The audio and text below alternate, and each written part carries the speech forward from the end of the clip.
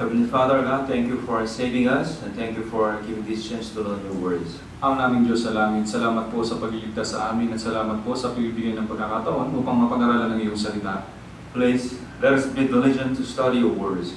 Pakiusap nawa, tulungan niyo po kami na maging masipag na pag-aralan ng iyong salita. And then please let us overcome in this world everything. At nawa, tulungan niyo po kami na mapagtagumpayan ang lahat ng bagay dito po sa mundo.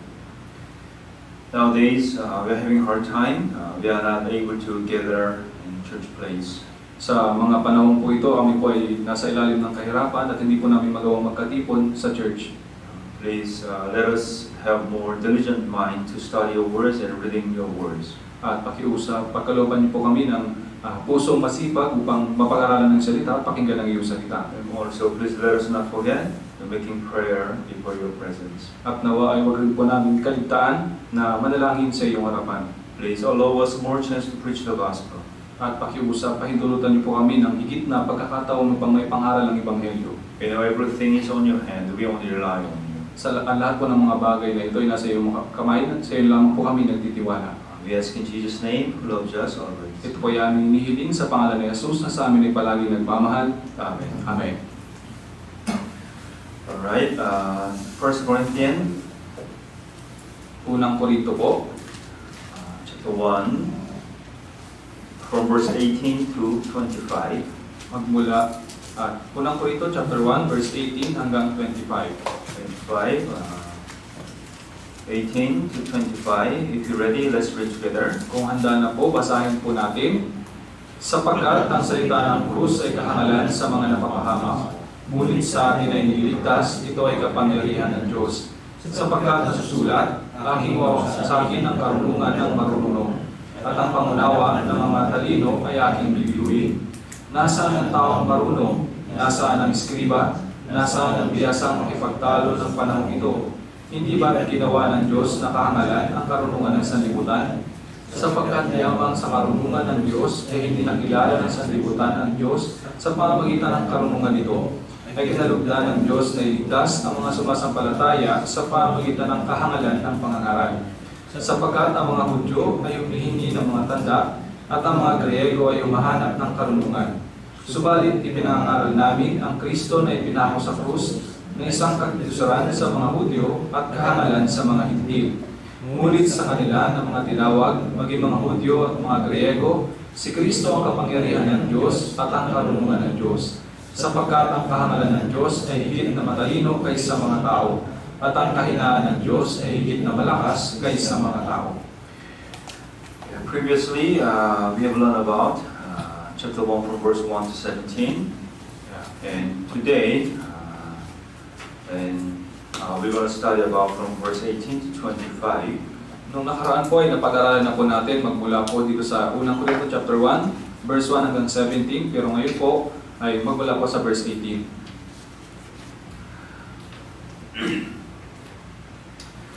There are two factors lies behind the writing of the 1 Corinthians. Meron po ditong dalawang bagay na nasa likod ng pagkakasulat nitong Unang Korinto. The first, Paul had received the reports of the church which made him uneasy.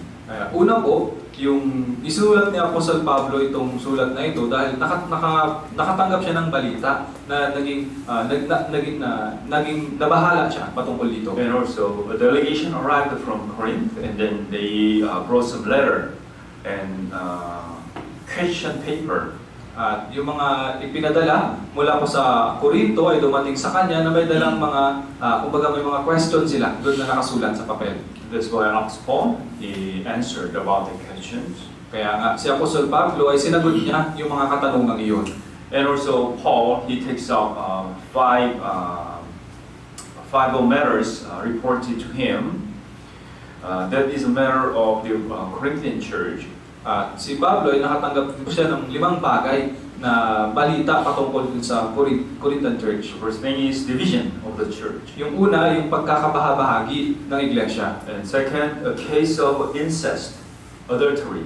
At yung pangalawa naman ay patungkol sa pangangalunya. And also arguing, brothers and sisters, before the Gentiles' court, the court matter. At yung pagtatalo-talo ng mga brothers and sisters doon sa hukuman ng mga Hintil. And also, the abuse of Christian freedom. At yung pag-abuso sa kalayaan ng mga Kristiyano. And and some general chaos in the church At yung mga kaguluhan sa loob ng iglesia about the Lord's Supper. patungkol dun sa Lord's Supper. That's why the Oxford wrote down the answer about here, and also some question was given to him. For example, about the marriage matters or staying in single.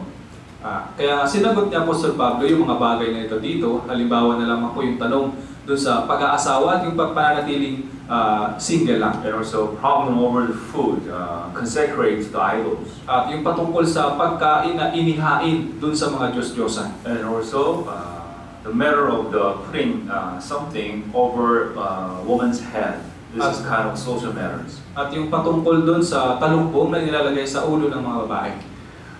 Many questions was given here, but this is also good instruction to the truly born Christian. Napakaraming tanong po yung nandito at magandang turo din ito sa atin ng mga tunay na born again Christians. Today, verse 18, we're going to study about the message of the cross. Kaya, ngayon po, yung sa verse 18, ay pag-aaralan po natin yung mensahe ng krus. The message of the cross. What does this mean? Ano pong ibig sabihin ng mensahe ng krus? Actually, the cross, this is the execution place. Execution, right? Execution. The kill and punish the horrible sinner. Sa katunayan, yung krus po, ito yung lugar kung saan yung pinapatay yung mga tao na, ito yung lugar kung saan pinapatay yung mga makasalanang tao. This is really abominable before the people, and then really dreadful before the people. At sa mga tao po, para sa kanila, ang lugar na ito ay talagang karumal-dumal at nakakatakot. But how this cross is going to be a core of the salvation? At ngunit, paano na ang krus na ito ay magiging core o pinagpagmumulan ng kaligtasan? That's why the Jewish people, they didn't understand. Kaya nga yung mga Hudyo ay hindi nila ito naunawaan. Actually, the crucifixion of Christ was given as a solution of the human matter. Sa katunayan, yung pagkapako ni Kristo ay ibinigay ito na bilang solusyon patungkol sa mga usapin ng tao. Why? Bakit? God knows that what is the matter of the human. Kasi alam ng Diyos kung ano yung bagay na patungkol sa tao. That is the sin. Yun ay ang kasalanan. But human, they didn't realize this one. Subalit, hindi ito nauunawaan ng mga tao. That's why what they request and seeking is different with God. Kaya nga, yung hinihingi nila o hinihiling nila sa Diyos ay iba. So, verse 22 said, "For the Jew request a sign, and Greeks seek after wisdom." Kaya nga, dito sa verse 22 sinasabi, sapagkat ang mga Hudyo ay humihingi ng mga tanda at ang mga Griego ay humahanap ng karunungan. If they are seeking these things, but what God gave the human being is the cross. Subalit kahit na hinahanap nila ang mga bagay na ito, ngunit yung ibinigay ng Diyos ay ang krus. But this cross has a message. So, at yung krus na ito ay mayroong mensahe. A message from the God. Ang mensahe na mula sa Diyos. We were born in sin. Tayo po ay pinanganak sa kasalanan. People, they don't know about it. Subalit hindi ito alam ng mga tao. Yes. We were born in sin. That's why we deserve to die. Tayo po ay pinanganak sa kasalanan, kaya nararapat lamang sa atin ang kamatayan. And that's not all.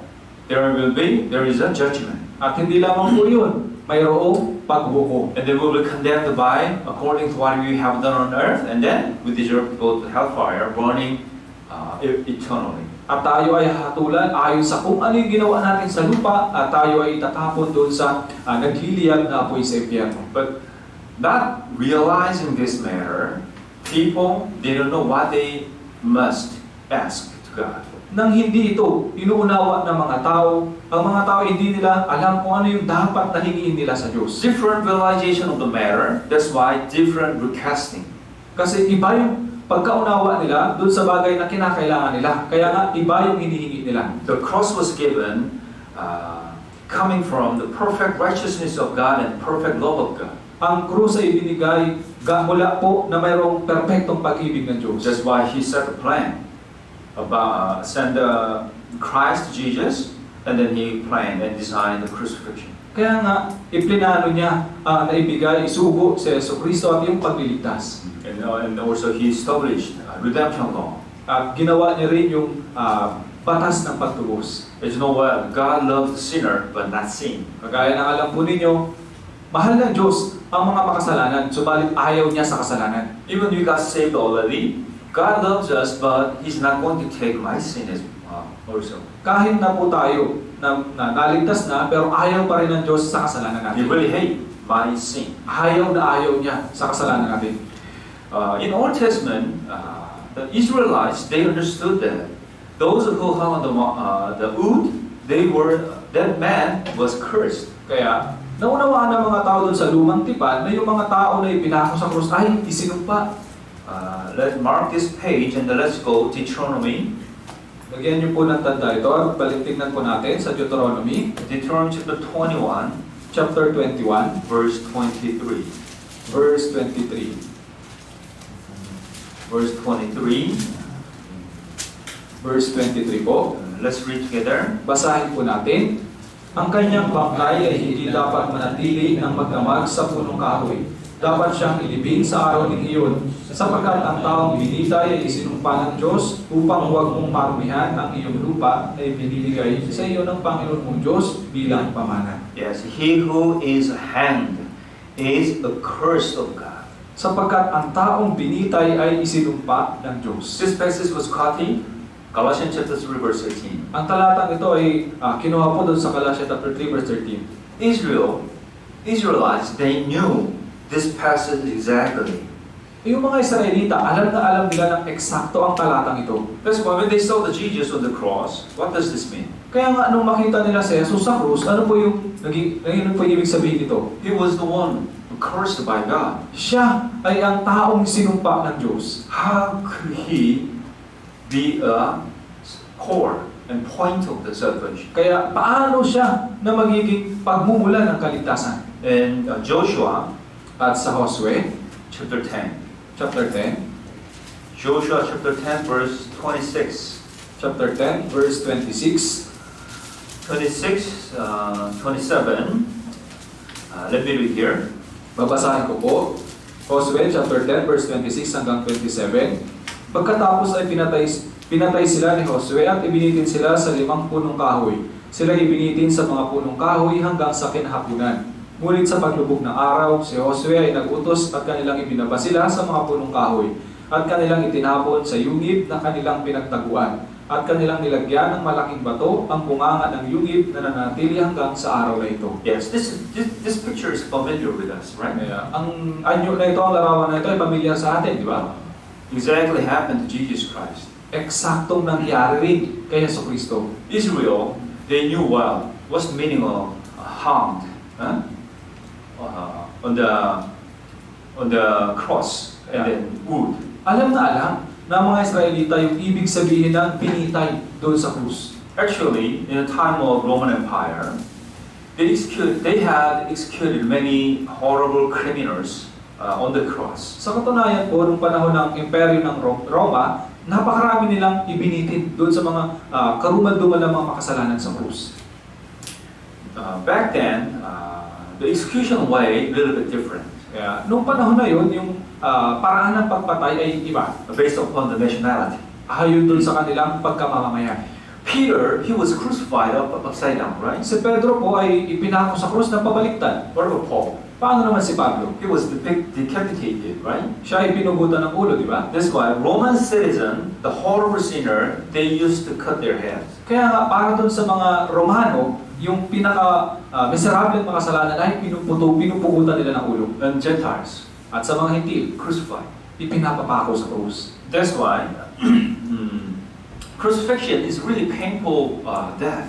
Kaya nga, yung pagkapako sa krus, ito'y talagang napakasakit na kamatayan. Beaten enough, right? Binubog na, di ba? And then, with naked body, on the cross, this is really humiliation. Pagkatapos, hubad na ipinitin doon sa krus, ito talaga ay talagang nakakahiya. And even they hung on the trees and the cross, they're still breathing. Kahit na sila ay nakabitin doon sa kahoy, sa krus, humihinga pa rin sila. All the body hung supported by nail, and then they have, whenever they breathe, it's really painful. At yung buong katawan nila, ang sumusuporta lang ay yung pako. Kaya nga, sa tuwing humihinga sila, ay talagang napakasakit.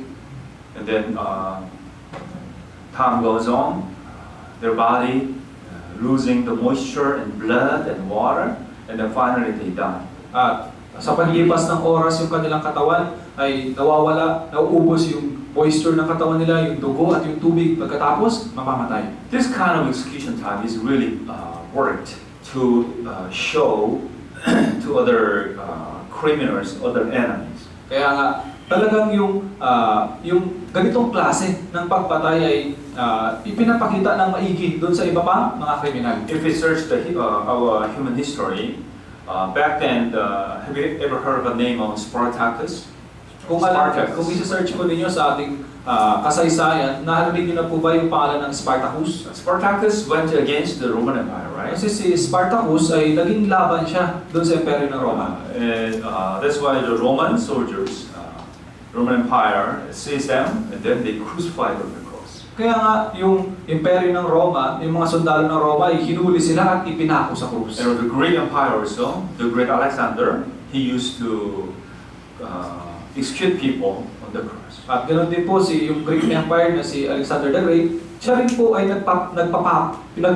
pinako rin niya sa krus yung mga tao. The crucifixion, this is a good lesson to the criminals and then enemies, those who go against the Roman Empire. Kasi yung pagkapako sa krus ay magandang aral ito para doon sa mga ibang kriminal at doon sa mga magiging laban sa mga sa imperyo. That's why let's travel at that time, okay? Not here. Kaya nga po, maglakbay po tayo ng panahong iyon, hindi po dito, ngayon. If we are now in the time of Jesus, somebody who died on the cross, this is a horrible and extreme execution.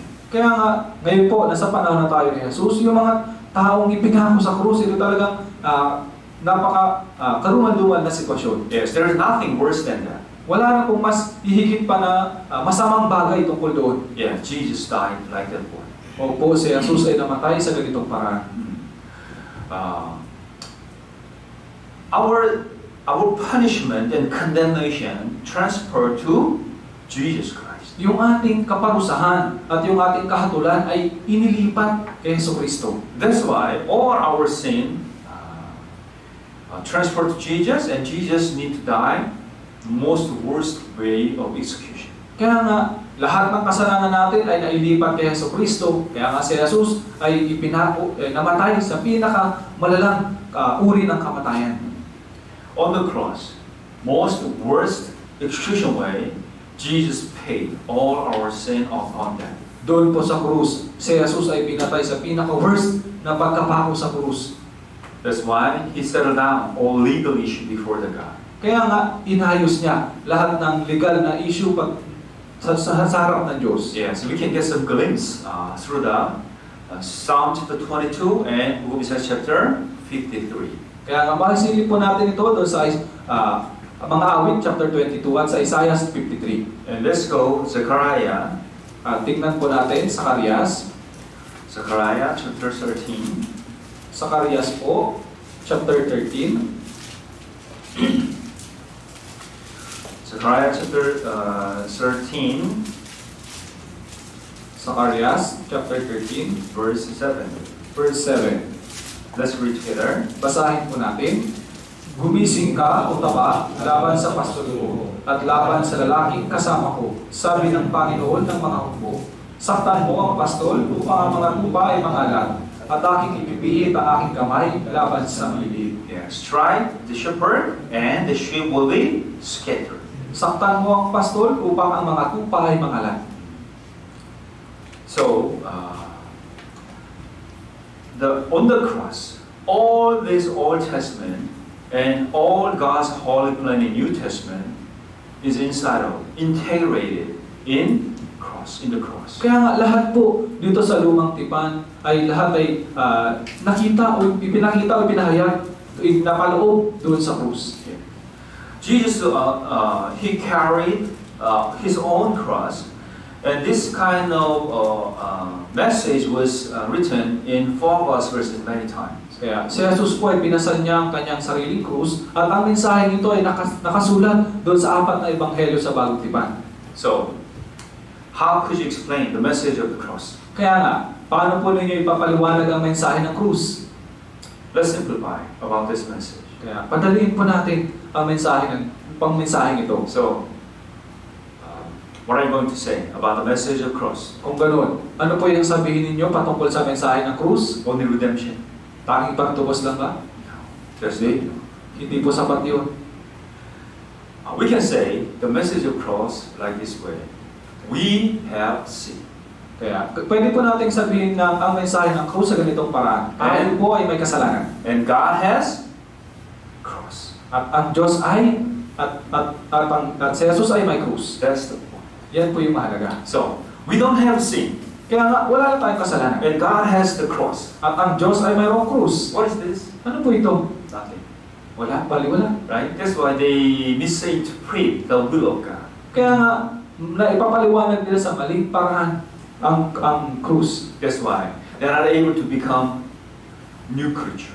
Kaya nga, hindi nila magawang maging bagong nilalang. They don't know their problem. Hindi nila alam ang kanilang problema. The message of cross is this one. We have sinned. We are the sinner. We were the lost. We are the lost. Kaya ang mensahe ng krus ay ito. Tayo ay makasalanan, tayo ay nagkasala, at tayo ay naligaw. And God, He has the cross. At ang Diyos, mayroon siyang krus. That's why He gave us the cross. Kaya nga, ibinigay niya sa atin ang krus. Those who realize, I have sinned, and then they're willing to take this.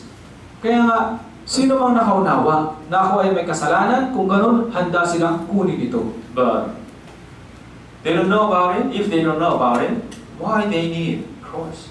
Subalit, kung hindi nila alam ang tungkol dito, bakit kinakailangan nila ang krus? The message of the cross or message of the Bible is good. That's why not?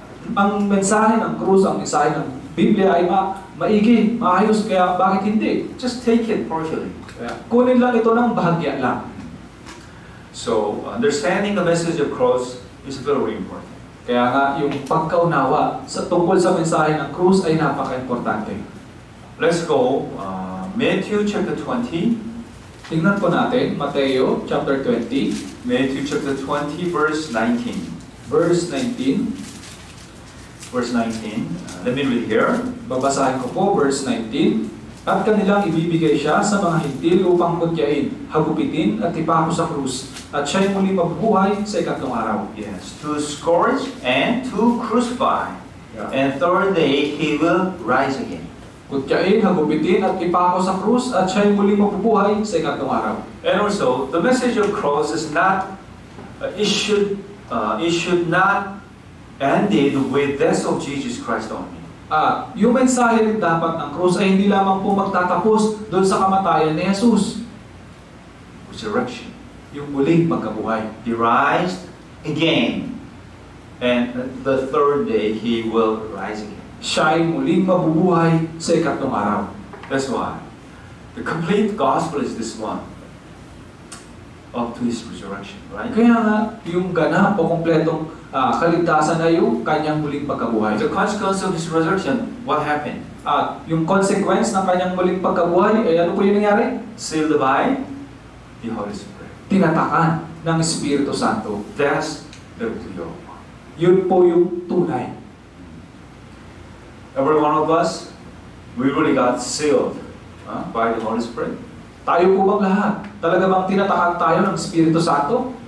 Regardless our nationality, regardless our mother tongue, are we really sealed by the Holy Spirit? Ano man ang ating nationality, ano man ang ating wika, talaga bang tayo ay tinatakan ng Espiritu Santo?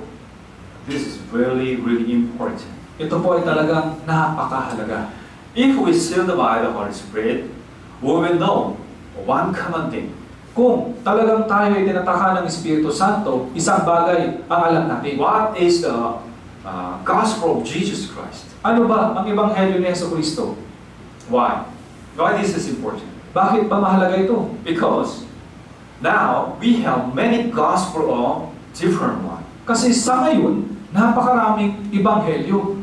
That's why, do you really realize the gospel of Jesus Christ? Kaya nga, talaga bang naunawaan ninyo ang Ebanghelyo ni Jesucristo? If not, you just understood different gospel, right? Kung hindi, ibang Ebanghelyo ang naunawaan ninyo. And also, we are under the same instruction At ganun din, tayo ay nasa parehong pagtuturo and same guidance. at parehong paggabay. And our conscience, all of us, led by one Holy Spirit. At lahat tayo yung budhi natin ay ginagabayan ng iisang Espiritu Santo. That's why the truly born Christian, we can stay in common. Kaya nga, yung tunay ng mga born-again Christians ay makakapanatili tayo sa pareho. Yes, each of us, we have different idea and way of thinking, right? Opo, bawat isa sa atin ay meron tayong iba't ibang paraan ng pag-iisip. That happened because of our various kind of background in our lives. Nangyari yun dahil sa iba't ibang background natin. The point is one. The way is one. Pero yung punto ay iisa. Yung daan natin ay iisa. How could it happen? Paanong nangyari ito? Because of the message of cross. Dahil sa mensahe ng krus. Yes. The message of cross, this is really important, and then we need to put the top priority to understand the Bible. Ang mensahe ng krus, ito ay ang pinaka-importante at ang pinaka-top priority natin upang maunawaan natin ang Biblia. But what if the defiled things got the priority much more than this message? Pero paano kaya kung yung maruruming bagay ay naging top priority pagkatapos yung sa mensahe nito? People will become confused and they go different way. Ang mga tao ay malilito at pupunta sila sa ibang daan. That's why holding this message, this is not an option. Kaya nga yung panghawakan ang mensahe nito ay hindi po ito option. Let's go, John chapter 19. Tingnan po natin, Juan chapter 19. John chapter 19, verse 34. Juan chapter 19, verse 34. 19, verse 34. Juan po, 19, Let me verse read here. 34. Babasahin ko po. Subalit tinusok ng sibat ng isa sa mga kawal ang kanyang tagiliran at biglang lumabas ang dugo at tubig. Yes. Immediately blood and water came out. Kaagad, yung dugo at tubig ay lumabas. Yes. Because of this is the base of the reason why Holy Spirit need to come here. Ito po yung base kung bakit, ang basehan kung bakit yung kinakailangan ng Espiritu Santo ay pumarito. Let's go Hebrews chapter 12, Tingnan po natin, Hebreo chapter 12, verse 2. verse 2. Hebrews chapter 12, verse 2. Hebreo chapter 12, verse 2. Let me read here. Babasahin ko po. Pagmasdan natin si Jesus na siyang nagtatag at nagpasakdal ng ating pananampalataya, na dahil sa kagalakang inilagay sa kanyang harapan ay tiniis niya ang krus, hindi naligtaan ng kahihiyan at siya'y umupo sa kanan ng trono ng Diyos. Here. Jesus, He made a prayer before His own crucifixion. Si Jesus po, gumawa siya ng nanalangin siya bago ang kanyang pagkapako sa krus. And Jesus, He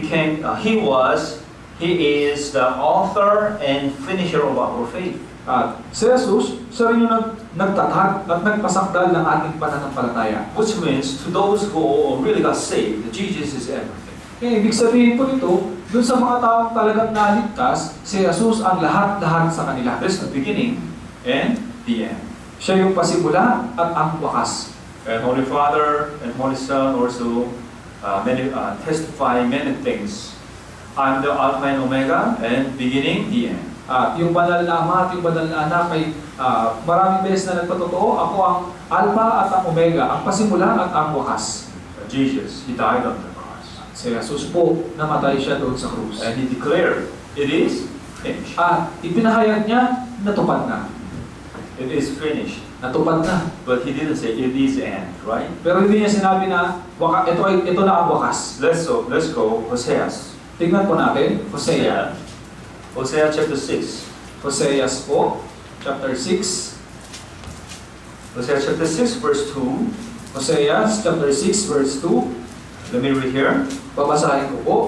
Pagkatapos ng 2 araw ay muli niya tayong bubuhayin. Sa 3 araw ay ibabangon niya tayo upang tayo mabuhay sa harap niya.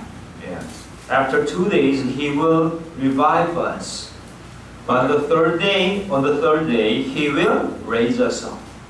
This prophecy is completely achieved. Ang propesiyang ito ay lubos na isang katuparan. Jesus revived and resurrected. Si Jesus ay nabuhay. What was done on the cross? Ano po ba yung natapos doon sa krus? Here, Colossians chapter 1. Dito po, Colossus chapter 1. Colossians chapter 1, verse 20. Colossus chapter 1 verse 20. Chapter 1, verse 20, let me read here. Babasahin ko po. At sa pamamagitan niya ay pagkasunduin ng Diyos sa kanyang sarili ang lahat ng mga bagay sa lupa man o sa langit na ginagawa ang kapayapaan sa pamamagitan ng dugo ng kanyang krus. Yes. By Him to reconcile all things to Himself. Sa pamamagitan niya ay pagkasunduin ng Diyos sa kanyang sarili And also having made peace through His blood of His cross. na ginagawa ang kapayapaan sa pamamagitan ng dugo ng kanyang krus. And also, He gave us the eternal redemption. Hebrews chapter 9, verse 12. At ibinigay niya rin sa atin yung walang hanggang katubusan sa Hebreo chapter 9 verse And 12. also, He gave us release from our sin. At ibinigay niya rin sa atin yung kalayaan mula sa ating mga kasalanan. And still, let us put inside of Christ, and then let us do laundry our clothes as white with His own blood. At ilagay din natin yung ating sarili sa Kanya at hugasan natin yung ating kasuotan na maging maputi sa pamamagitan ng Kanyang dugo. And Colossians chapter 2, At Colossus chapter 2, verse 14 to 15. verse 14 hanggang 15, 14, 15. Let's read together. basahin po natin. Na pinawi ang sulat kamay na laban sa atin na nasa mga tuntuning salungat sa atin. At ito'y Kanyang inalis at ipinako sa krus. Inalisan niya ng sandata ang mga pinuno at ang mga may kapangyarihan at sila'y ginawa niyang hayag sa madla na nagtatagumpay sa kanila sa pamamagitan nito. Yes. Here, verse 14, having wiped out the handwriting of all requirements that was against it. What does this mean? Ano pong ibig sabihin na pinahawi ang sulat kamay na laban sa atin na nasa mga tuntuning salungat sa atin? All our sin is totally erased and removed by Him. Lahat po, yung listahan ng lahat nating mga kasalanan ay inalis niya. When Jesus died on the cross, top of the cross, there was handwriting about what is His sin, right? Kaya, doon po sa tuktok sa taas ng krus nakalagay doon kung ano yung kasalanan. Let's go Mark chapter 15, Tignan po natin, Marcos 15, 26. verse 26. There was an encryption of His accusation was written above, right? Kaya, mayroon po doon nakaukit na title doon sa inakusahan siya. Let's think about this. Each of us crucified on the cross with this accusation inscription. Kaya, pag-isipan po natin, bawat isa sa atin ay pinako doon sa krus na may ganitong pag-aakusa. That was removed by Jesus Christ. Pero yun ay inalis ni Jesucristo. And also now, as the one who know this holy gospel, the message of the cross, now we are the one who share this message with other people. At ngayon, tayo na bilang nakakaalam ng mensahe ng banal na ebanghelyo na ito, tayo yung mga nagbabahagi ng mensahe na ito. If there's no one who can say about this, who can share about this, who else can be saved? Kung walang sino man ang makakapagsalita o makakapagsabi ng tungkol dito, makakapagbahagi ng tungkol dito, sino pa ang maliligtas? What must be our message? Ano po ba ang dapat na mensahe natin? The message of the cross. Ang mensahe ng krus. Cross is not happy one Ang krus po ay hindi po masaya and not enjoyable. at hindi rin enjoyable. We are saying about death. Ang sinasabi natin ay patungkol sa kamatayan. This about what? Kamatayan patungkol saan? Our own death Sabi and natin kamatayan the death of Jesus Christ. at ang kamatayan ni Hesus Kristo. Death is a really heavy subject, right? Kaya napakabigat na paksa talagang patungkol sa kamatayan. And also this is uneasy and unpleasant. At hindi rin ito madali at hindi maganda. But as the one who really got saved, we need to be familiar. We need to get familiar. What is that? The message of the cross. Kaya nga, bilang mga naligtas, dapat na maging pamilyar tayo patungkol sa mensahe ng krus. If you go to a restaurant, each restaurant serve the same meal in different plates, right? Kaya kung pupunta kayo sa restaurant, bawat restaurant, nag-serve sila ng pagkain nila sa iba't ibang plato, lagayan. The taste is going to be different based upon the plate. Kaya yung lasa ay mag-iiba depende dun sa lalagyan. Some food upon the banana leaf, Yung ibang pagkain nasa dahon ng saging, and some food is really fancy plate. at yung ibang pagkain naman ay nakalagay sa talagang magagandang plato. All of us, we are the one who reconcile with the Gentiles, with unsaved people, with this message. Kaya tayo po na mga naligtas, tayo po ay nakikipagkasundo doon sa mga hindi paligtas na tao. We are sharing the death of Jesus Christ on the cross and His resurrection. Kaya ibinabahagi natin yung kamatayan ni Jesus doon sa krus at ang kanyang muling pagkabuhay.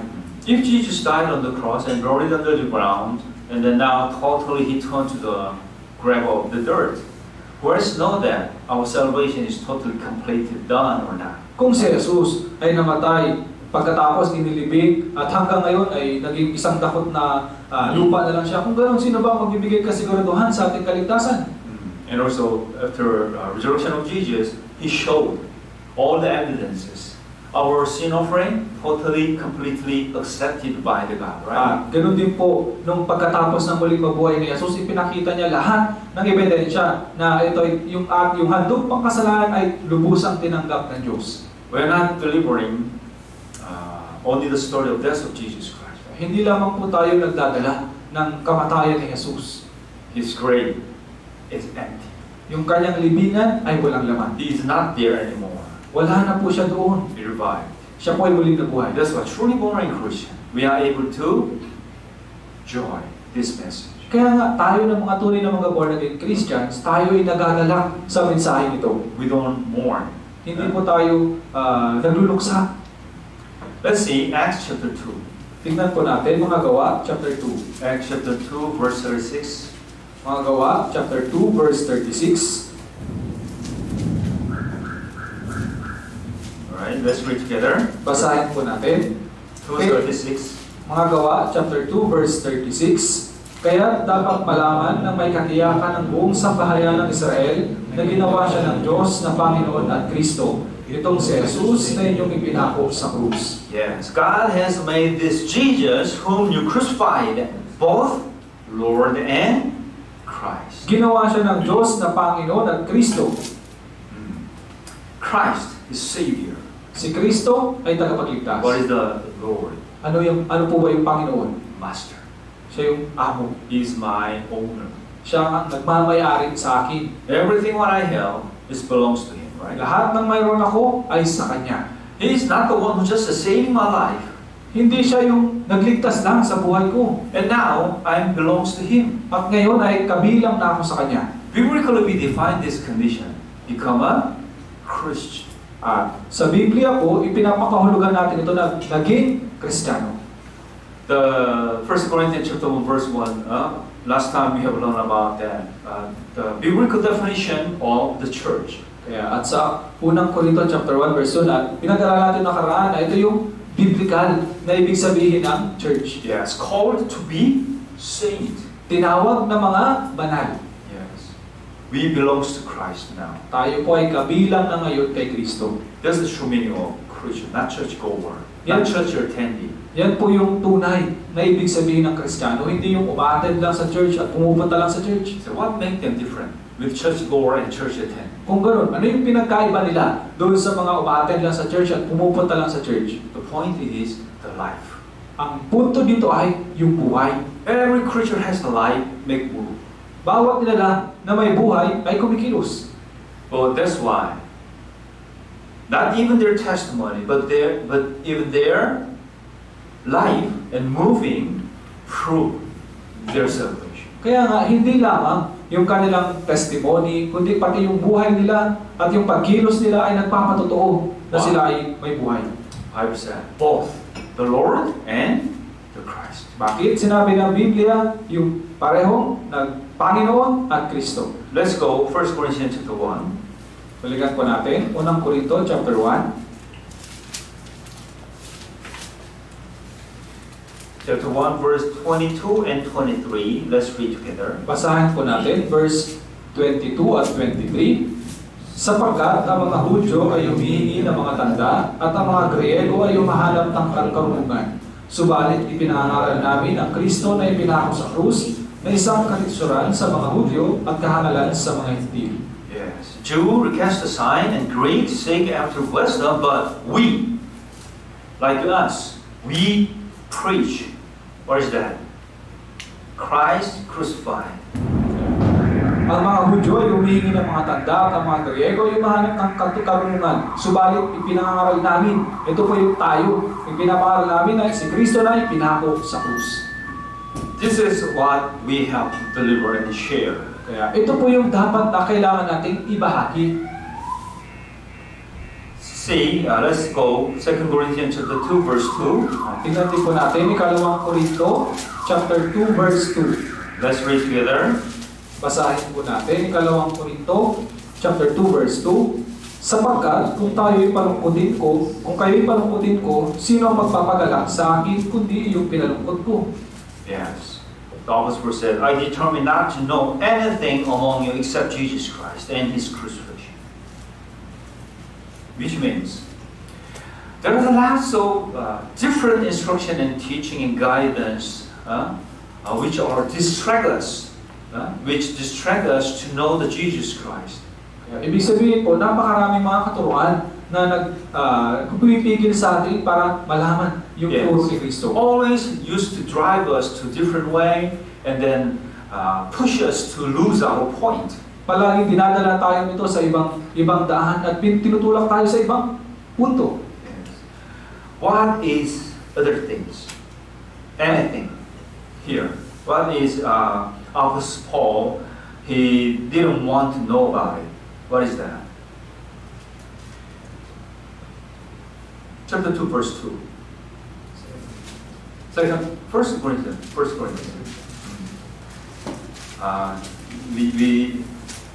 We went different verse. Okay, let's go again. 1 Corinthians chapter 2, verse 2. Unang Korinto po, chapter 2, verse 2. Okay, let me read here. Babasahin ko po. Sapagkat aking ipinasyang walang anumang malaman sa gitna ninyo, maliban na sa Jesucristo at siya na ipinako sa krus. Here. I determined not to know anything among you except Jesus Christ. Dito po, aking ipinasyang walang anumang malaman sa gitna ninyo, maliban na sa Jesucristo. Jesus Christ and His crucifixion. Si Jesucristo at ang kanyang pagkapako sa krus. As I said, lots of different instruction and guidance make us distract to know the Jesus Christ and also losing our point of our understanding Him. Kaya nga, kagaya ng sinabi ko, napakaraming mga katuruan ang nagiging sagabal sa atin para malaman yung katuruan ni Kristo. The cross is against morals. Kaya yung krus ay laban ito dun sa moralidad. Yes. Our moral, before the cross, before our sin, this is powerless and useless. Kasi yung moralidad natin sa harap ng ating kasalanan at ang krus ay walang silbi ito. And also the cross goes against the philosophy. At yung krus din ay lumalaban din sa filosofiya. You know, philosophy, the question, all those questions are really sophisticated and fancy. It looks very intelligent, but cannot reach the answer. Kasi yung mga filosofiya, yung mga katanungan nito ay talagang mukhang napakaganda at napaka-tatalino. Subalit, ito ay walang kahangalan doon sa Ebanghelyo. And also the cross go against the culture. Yung Culture. krus din ay taliwas din o laban din sa kaugalian. Yeah, culture and tradition. Yung mga kaugalian na. Before the cross, this is useless. Sa harapan ng krus, ito po ay walang silbi. And also, the cross go against the system, like organization and denomination. Ganun din yung krus ay laban din ito doon sa mga organisasyon. Also, deny the membership, right? At dinideny din ito, tinatanggi din ito yung membership.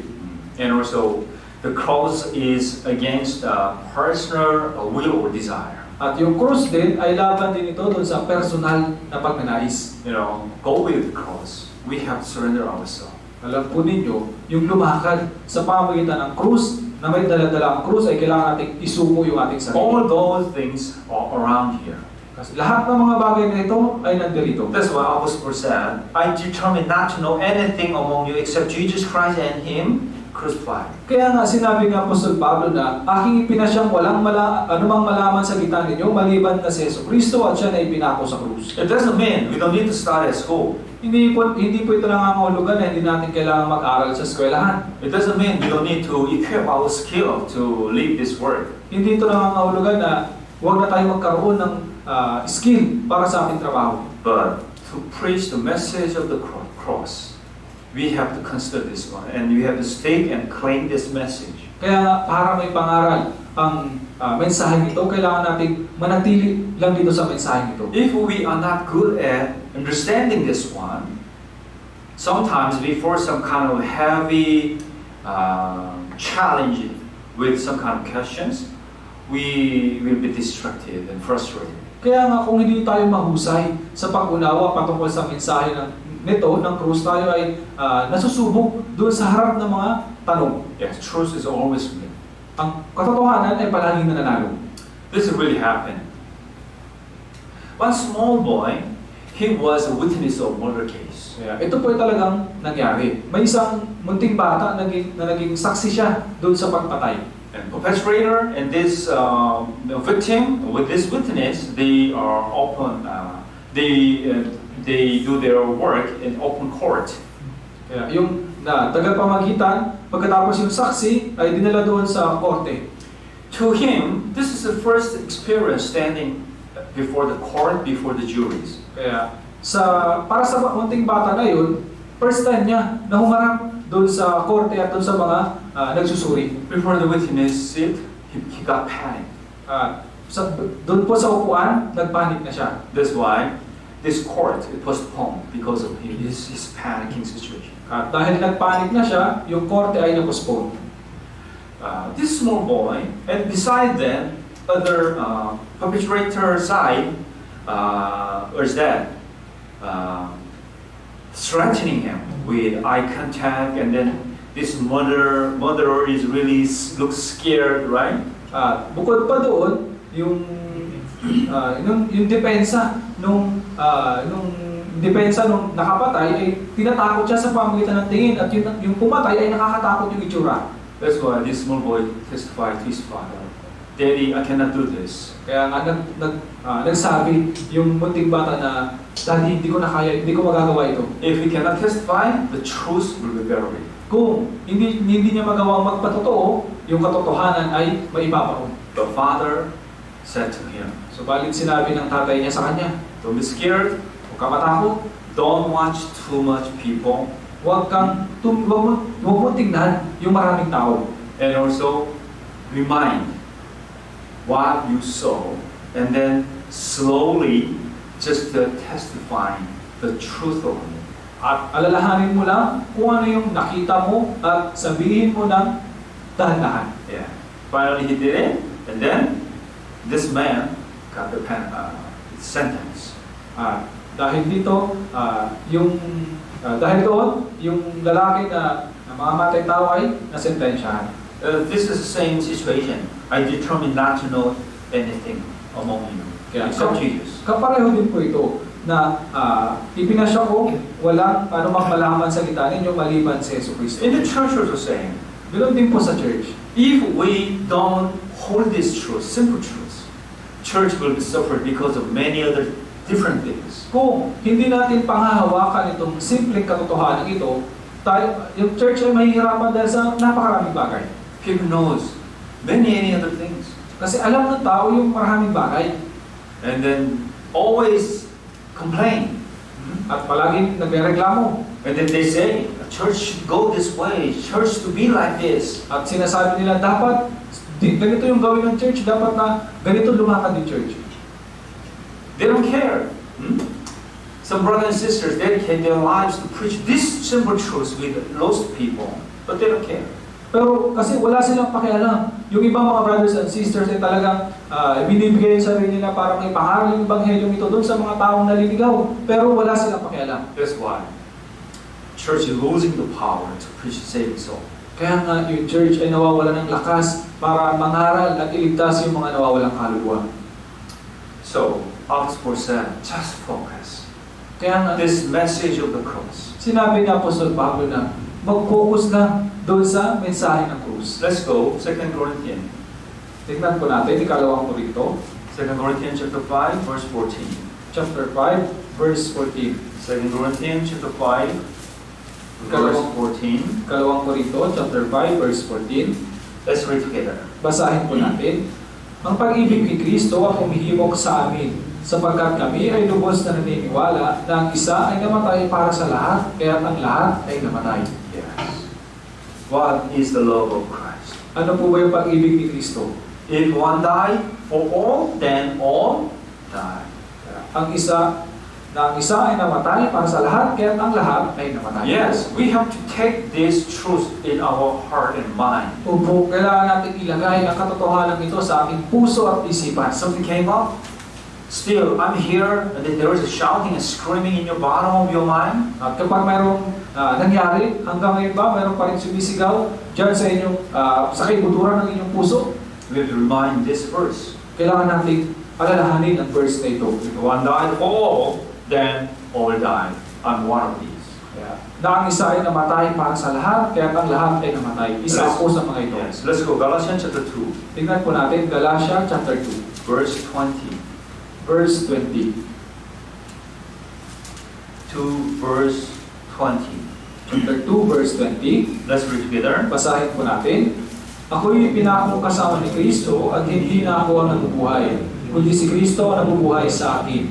At ang buhay na kinabubuhay ko ngayon sa laman ay kinabubuhay ko sa pamagitan ng pananampalataya sa anak ng Diyos na sa akin ay nagmahal at nagbigay ng kanyang sarili dahil sa akin. Here. This is a really important truth to all of us. Kaya ito po ay talagang napaka-importanting katotohanan sa bawat isa sa atin. The dead never die. Yung kamatayan, kailan naman ay hindi mamamatay. This is simple. Ganito lang po ito kasimple. If you are the dead, you don't need to die. Kung kayo ay patay na, hindi nyo na kailangan mamatay. Die again? The dead, no chance to die again. Yung right? patay na, ay hindi na ito mamamatay pa ulit. The dead never die. Yung patay ay hindi na mamamatay. This is the meaning of death. Ito po yung ibig sabihin dito, ng kamatayan dito. When Jesus died, I also dead. Nang si Kristo ay namatay, ako rin ay namatay. What is it? What is this life? Ano ba ang buhay na ito? He resurrected. Siya ay muling nabuhay. That's why I have life. Kaya nga, nagkaroon ako ng buhay. Truth is this one. We can live until Jesus returns. Ang katotohanan na ito, mabubuhay tayo hanggang sa bumalik si Jesus. Are you sick? May sakit ba kayo? Just hold on there. Manatili lang kayo dyan. You can use this body until Jesus returns. Magagamit mo lang yung katawan na yan hanggang sa pagbalik ni Jesus. Do you understand? Naintindihan po ninyo? This is our life. Ito ang buhay natin. That's why you cannot build your amazing and great and perfect plan for your future. Kaya nga, hindi ninyo pwedeng gawin, hindi kayo pwedeng gumawa ng napaka-perfectong plano para sa buhay ninyo. Why? Bakit? We can live until Jesus returns. Kasi pwede lang tayong mabuhay hanggang sa pagdating ni Yesu Cristo. That's why all the Bible says to us, prepare your real life, eternity. Kaya nga, yung buong Biblia ay sinasabihan tayo na paghandaan ninyo ang inyong buhay, yung realidad ninyo, yung inyong walang hanggan. What about this life? Paano naman ang buhay na ito? Now, I now live in flesh. I live by faith in the Son of God.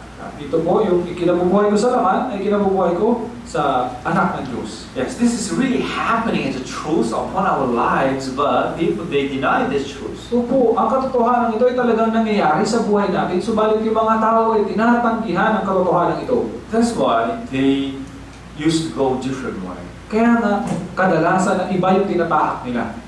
But sooner or later, the Jesus return here. Yes, we have finished this. Pero balang araw, pag si Jesus ay bumalik na dito, opo, tayo ay matatapos na ito. Colossians chapter 5, Galatia chapter 5, verse 24. verse 24. Let's read together. Basahin po natin. At ipinako sa krus ng mga na kay Kristo Jesus ang laman na kasama ang masamang pagnanasa at mga kahalayan nito. Yes. Which one crucified on the cross when Jesus crucified on the cross? Alin po yung ipinako sa krus nung si Jesus ay ipinako sa krus? The flesh. Ang laman. And its passion and desire. At kasama ang masamang pagnanasa, mga kahalayan. That's why my plan and my great and perfect plan must be set up upon this holy plan. Kaya nga, yung plano natin ay dapat na gawin natin base dito sa banal na planong ito. That's why you have a plan to study, do it in Christ. Kaya nga, may plano pa kayong mag-aral, gawin ninyo yan kay Kristo. Do you have a perfect plan to open your business? Do it in Christ. May perfectong plano ba kayo para sa negosyo ninyo? Gawin ninyo yan kay Kristo. Are you planning to get married? Nagpaplano ka ba para mag-asawa? Do it in Christ. Gawin mo yan kay Kristo. Otherwise, everything is pointless. Dahil kung hindi, lahat ng bagay ay walang kwenta. Yes. Our passion and even our desire, we already crucified when Jesus died. Kasi yung passion natin at yung pagnanasa natin ay pinako rin itong kasama ni Kristo.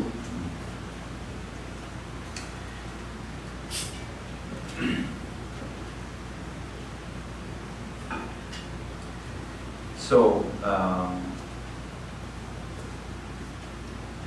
Colossians chapter 3, Galatia chapter 3, verse 1, let's focus one expression here. verse 1. Mag-focus po tayo dito sa isang pahayag dito. Let me read here. Babasahin ko po. O hangal ng mga taga-Galatia, sino ang kumayuma sa inyo? Sa harapan ng inyong mga mata ay hayagang ipinakita si Yesu Kristo na ipinako sa krus. Yes, here. Jesus Christ was clearly portrayed among you. Dito po, hayagang ipinakita si Yesu Kristo sa inyo. Clearly portrayed. Hayagang ipinakita. Are you seeing this one? Nakikita niyo ba ito? If you are before this clearly portrayed Jesus, you will miss the point. Kaya kung kayo ay bulag dito sa hayagang ipinakita ito, anyo ni Kristo, napalampas ninyo yung punto. Yes. Clearly portrayed. What does this mean? Ano pong ibig sabihin doon ng hayagang ipinakita? God is alive. Ang Diyos ay buhay. And Jesus redeemed all our sins. At si Yesu Kristo ay tinubos lahat ng ating mga kasalanan. And the Holy Spirit is be with us right this moment. At ang Espiritu Santo ay kasama natin maging sa oras na ito. Do you have any problems? May problema ba kayo? Any difficulties? Ano mang kahirapan? Does it matter? Mahalaga ba yun? Really, that matter drive you crazy? Kung talagang, yan ba ay talagang ito yung nagpapahirap sa inyo? Because of small matters, are you willing to stop everything, abandon everything which is connected with Jesus Christ? Dahil ba sa maliit na usapin, maliit na bagay, handa na kayong talikuran, iwanan lahat ng mga bagay patungkol kay Jesus? Here, Jesus Christ was clearly portrayed. Dito po, sa inyo mga mata ay hayagang ipinakita si Yesu Kristo. This picture is clear before your eyes. Kaya ang kanyang larawan ba ay malinaw sa harap ng inyong mga mata? Or still, even you can testify your salvation, but you cannot describe what I'm seeing right now. O hanggang ngayon, kaya lang ninyong ipatotoo ang patungkol kay Yesu Kristo. Subalit yung mata ninyo ay hindi ito nakikita. Let's simplify our guidance of Jesus our Lord. Pasimplihin po natin yung paggabay ni Jesus na ating Panginoon. His truth, His guidance, His helping is really obvious. Ang kanyang katotohanan, ang kanyang paggabay ay talagang hayagan. But don't drive your own life in complicated way. Subalit huwag ninyong dalhin ang buhay ninyo sa napaka-komplikadong paraan. You can build up the complicated situation and excuses. That's not going to help you. Kahit na makagawa kayo ng mga komplikadong mga palusot, ay hindi rin ito makatulong sa inyo. Chapter 6, Chapter 6. Galatia, chapter 6, verse 14. verse 14. Let's read together. Basahin po natin.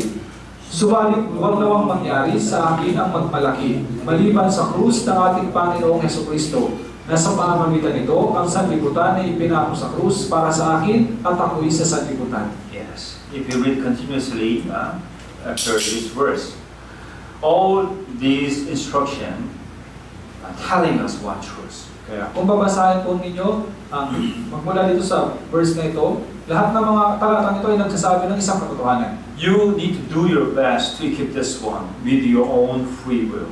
Kailangan ninyong gawin lahat ng magagawa ninyo para magkaroon kayo nito sa pamamagitan ng sarili ninyong kagustuhan. You know, obeying the words of God and kneel down before His presence. You really think this is going to be happening spontaneously since we are saved? Kaya yung sundin yung kanyang mga salita at lumuhod sa kanyang harapan, talaga bang kinakailangan ito pag mula na kayo'y maligtas? Let's go, Philippians. Tingnan po natin, Filipos, Next book, chapter 2, chapter 2, verse 8. verse 8. In order to build and set the message of cross, this is what Jesus did. Kaya para magawa yung mensahe ng krus, ganito yung ginawa ni Jesus. Verse 8. Verse 8, Let me read here. babasahin ko po. At palibhasa ay natagpuan sa anyo ng tao, siya'y nagpakababa sa kanyang sarili at naging masunurin hanggang sa kamatayan, maging sa kamatayan man sa krus. Yes. He humbled Himself. Kaya, nagpakababa sa kanyang sarili. If we cannot go this way, also we are not able to follow the way of Jesus Christ. Kung hindi natin gagawin yung ganitong paraan, hindi rin natin masusunod si Jesucristo. Not even humble. Hindi lamang magpapakababa. Not even being humble and became obedient to the point of death. Hindi lang nagpakababa, kundi naging masunurin hanggang sa kamatayan. Also, we have to follow this way. We have to obey God's will with our head. Opo, ganito din po dapat ang gawin natin. Kailangan natin sundin hanggang sa kailangan na ibinibigay natin yung ating mga ulo. Without this determination, it's very hard to follow. Kung wala po ang ganitong pagpapasya, ay napakahirap na sumunod. Yes, you can pick something what is inside of Jesus Christ, but you cannot taste it. Opo, magagawa ninyong silipin yung mga bagay patungkol kay Jesucristo, subalit hindi ninyo magagawang malasahan ito. As the one who know the message of Jesus, message of the cross, we got the baptized, right? Bilang mga nakakaalam ng mensahe ng krus, tayo ay nabautismuhan, di ba? What is baptism? Ano po ba ang bautismo? Let's see Colossians. Tingnan natin, Colosas, Colossians chapter 3, chapter 3, verse 12. verse 12.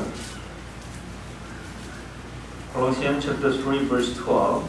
Colosas, chapter 3, verse 12. Let's read together. Basahin po natin.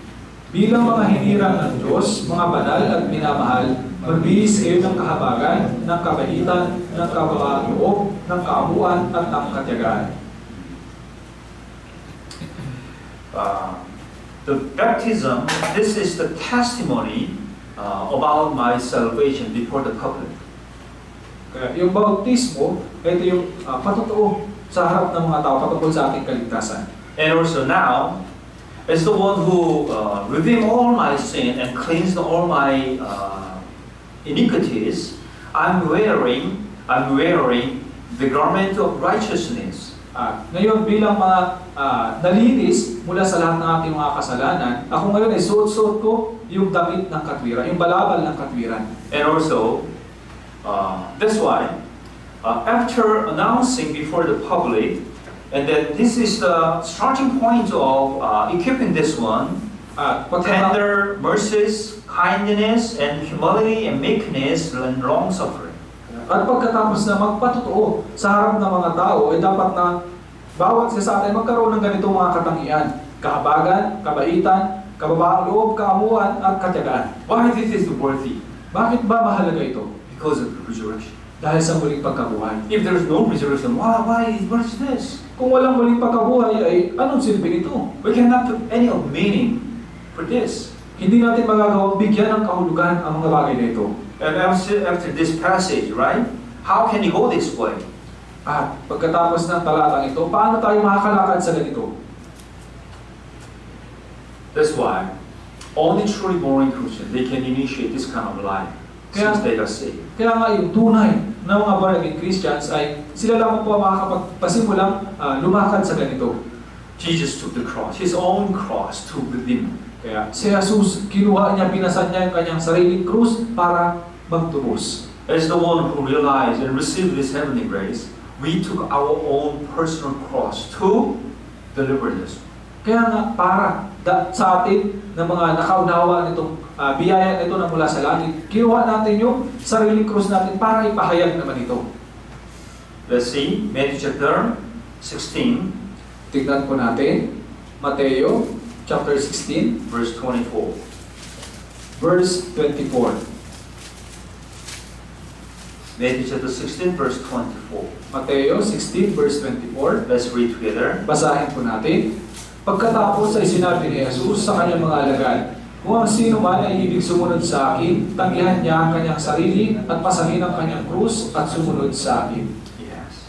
If anyone desires to come after me, Kung ang sino man ay ibig sumunod sa akin, this desire was given to every born-again Christian. alam niyo, yung pagnanasa na ito, pagnanais na ito ay ibinigay sa bawat born-again But Christian. it doesn't mean all the Christians follow this way. Pero hindi po ito nangangahulugan na lahat ng mga Kristiyano ay gagawin ito. What is the mistake? Ano po ba yung naging pagkakamali? Because this one. Dahil po dito, Let him deny himself. tanggihan niya ang kanyang sarili. Do you remember Isaiah chapter 14 what Satan said? Naalala niyo ba kung ano yung sinabi sa Isaiah chapter 14, kung ano yung sinabi ni Satanas? I will, I will, I will, I will. Ako, ako, ako. So, without denying ourselves, very hard to follow His way. Kaya nga, kung hindi natin itatanggi yung ating sarili, napakahirap na sumunod. Why upset? Why hurt? Bakit ba nasasaktan? Why? Bakit? Because I'm here. Dahil nandirito kasi ako. Before the situation, if you say continuously to yourself, I'm dead. Alam niyo, sa harap ng lahat ng mga sitwasyon, kung sasabihin niyo sa sarili niyo na, patay na ako. Yes. I'm the dead. I'm not here. Patay na ako, wala na ako dito.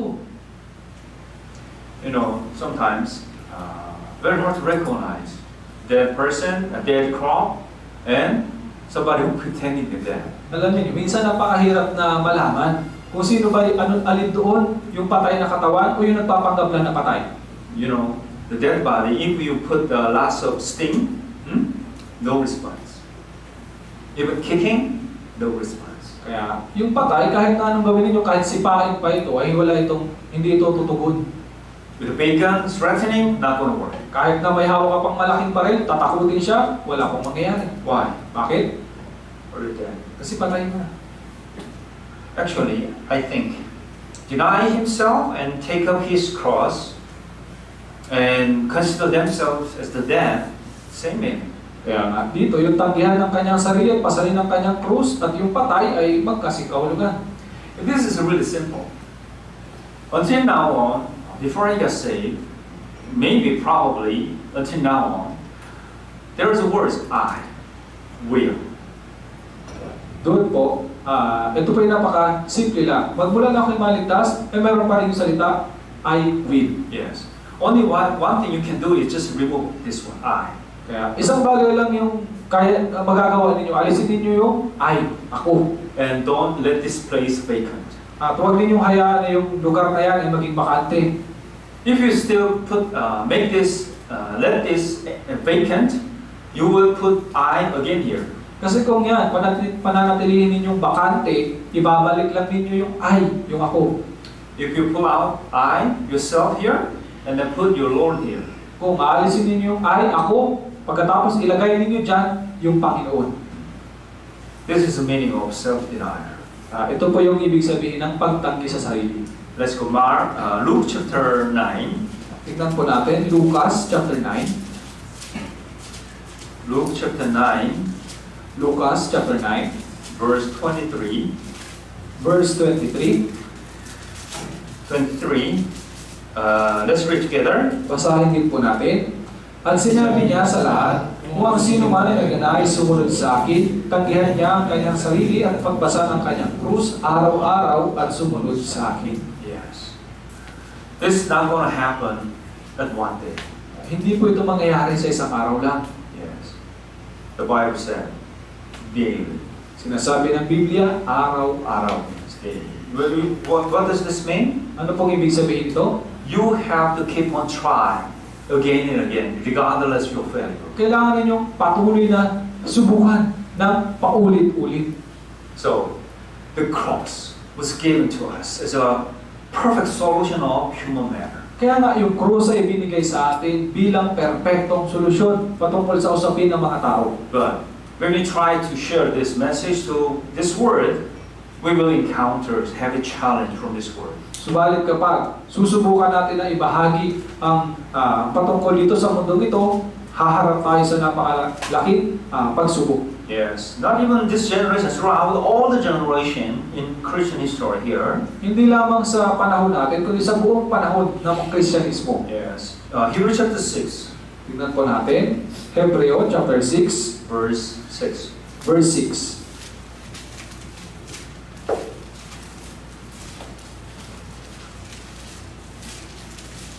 Hebrews chapter 6, verse 6.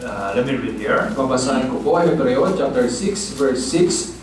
At pagkatapos ay tumalikod, ay muling panumbalikin sa pagsisisi. Yamang sa kanilang sarili ay muli nilang ipinapako sa krus ang anak ng Diyos at itinataas sa kahihiyan. Yes. They crucified again for themselves the Son of God and put him to open shame. Again and again. They go against this gospel, the Son of God, again and again. Kaya sila po ay paulit-ulit na lumalaban sa Ebanghelyo, sa anak ng Diyos ng paulit-ulit. Yes, first of all, we have to realize this one. Kaya una sa lahat, dapat nating maunawaan ito They are not welcome our message. na ayaw nilang tanggapin yung ating mensahe. What is our message? Ano po ba yung ating mensahe? The message of Philippine Life for Mission? Ang mensahe ba ng Philippine Life World Mission? No, the message of the cross. Ang mensahe ng krus. Right? So, if we preach this one, we deserve this one. Kaya nga kung ipapangaral natin ito, talagang nararapat lang sa atin ito. And also, Philippians At isa pa po, Pilipos, chapter 3, chapter 3, verse 18. verse 18. 3:18. Chapter 3, verse 18. Let's read together. Basahin po natin. Sapagkat marami ang mga lumalakad na siyang madalas kong sabihin sa inyo at ngayon sinasabi ko sa inyo na may pagluha na sila ang mga kaaway ng krus ni Kristo. Yes, why Apostle Paul, he was telling to them, even whipping. Bakit? Kinailangan kahit maging sinasabi sa kanila ito ni Apostol Pablo na mayroong pagluha. Many people, they are the enemy of the cross of Christ. Kasi napakaraming tao ang mga kaaway ng krus. They are good person, good people, and friendly neighbors, but they go this way. Sila ay mga mabubuting tao, mga palakaibigan ng mga kapitbahay, pero ganito yung ginagawa nila. You know what? Some of them, they are the perfect parents, perfect children. Alam niyo, ang ilan sa kanila ay mga, kumbaga, perpektong magulang at perpektong mga anak. And perfect neighbor. At perpekto rin kapitbahay. But in front of our eyes, yes, they are really good people, but before they got, they are the enemy of Him. Opo, sa mga mata natin, mabuting tao sila, pero sa paningin ng Diyos, sila ay mga kaaway. What is the end of these people? Ano po ba yung katapusan ng mga taong ito? Eternal hellfire. Walang hanggang apoy sa impyerno. We know that one. Alam po natin iyon. That's why only truly born Christian, we are able to help them Kaya nga tayo na mga tunay na mga born again Christians, magagawa nating tulungan sila. Yes. We are everything before God. Opo, kasi tayo ang lahat-lahat sa harapan ng Diyos. You know, without us, how could God do this? Alam niyo, kung wala tayo, paano magagawa ito ng Diyos? Yes. He asked us and recast us. We became ambassador of His kingdom. Kaya hinihiling niya sa atin, na-request niya sa atin na maging kinatawan ng kaharian ng langit. Can you imagine the Creator asking us about that? Kaya niyo bang i-imagine na yung lumikha ay humiling sa atin ng ganito? Not ordering us, not enforce us. Hindi tayo inutusan, hindi tayo pwersa. He asked us. Humihiling siya sa atin. Why? Bakit? Without our agreement, we cannot do this. Kasi kung wala yung ating pagsang-ayon, hindi natin ito magagawa. That's why God is asking us. Kaya nga, humihiling sa atin ng Diyos. Without our agreement, even God cannot do this. Kung wala yung pagsang-ayon natin, kahit na yung Diyos, ay hindi niya ito magagawa. Do you agree Sang-ayon po ba kayo? to preach the message of the cross? Na ipangaral ang mensahe ng krus? Do you agree? Sang-ayon po kayo? Okay, let's go for it. Okay po, gawin natin yun.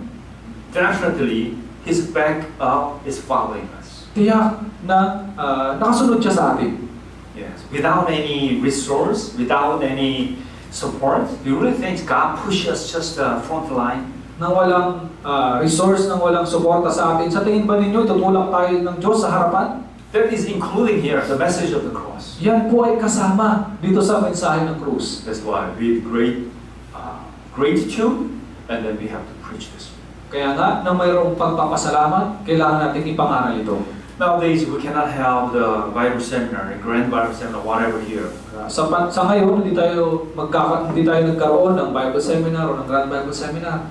Yes, it's gone a long period. Kaya magtatagal pa po ito. And also to reach the end of the coronavirus calamity, we have a long way to go. Para matapos yung coronavirus na ito, napakahaba pa ng lalakbayin natin. But because of this, should we stop to preach the gospel? Pero dahil pa dito, hihinto na tayo sa pangangaral ng Ebanghelyo? No. Hindi po. We cannot do it. Hindi po natin gagawin yun. That's why we need to do our best to preach and share the message of the cross. Kaya gagawin natin ang lahat ng makakaya natin para ibahagi itong mensahe ng krus. But we have different way. Pero may iba't iba tayong paraan. The house Bible seminar or group Bible seminar, or watching DVD together. Yung House Bible Seminar o Group Bible Seminar o kaya naman manood ng DVD ng magkakasama. Yes, we have to make our own sacrifice like we made before when we have Grand Bible Seminar in the church. Opo, kailangan natin gawin yung sakripisyo natin kagaya ng ginagawa natin noon na may Grand Bible Seminar pa tayo. Let's go for it. Gawin natin yun. This is what God wants. Ito yung nais ng Diyos. So, please set the plan, and then discuss with your cell group leaders, and then we plan it, and then we set up, and then we will go for this. Kaya nga, kausapin po ninyo ang inyong mga cell group leaders. Pagkatapos, paplanuhan natin ito at gagawin natin ito. Let's pray. Manalangin tayo. Heavenly Father God, thank you for saving us, and thank you for giving this chance to preach your words in this word.